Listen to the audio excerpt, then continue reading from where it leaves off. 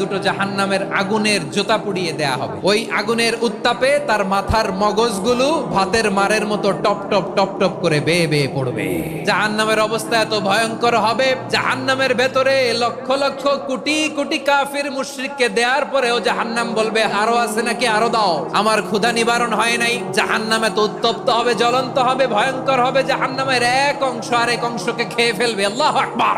ফেরেশতারাও টালমাটাল হয়ে যাবে। জাহান্নামের রক্ষী ফেরেশতারা কি করবে তারা নিজেরাও বুঝতে পারবে না। কোটি কোটি মুশরিক কাফেরদেরকে জাহান্নামে নিক্ষেপ করার পরেও জাহান্নাম ঠান্ডা হবে না, শান্ত হবে না, বলবে হাল মিন মাজিদ, আরো আছে নাকি, আরো দাও।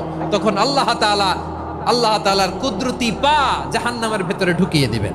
দেওয়ার সাথে সাথে জাহান্নাম থেকে আওয়াজ আসবে, কত কত বিইজ্জাতিকা ওয়া বিকদরিক, আল্লাহ বিইজ্জাতিকা ওয়া বিকারামিক, আল্লাহ আপনার ইজ্জতের কসম, যথেষ্ট হয়েছে, এনাফ এনাফ। সুবহানাল্লাহ পড়তে পারলেন না মজা করে?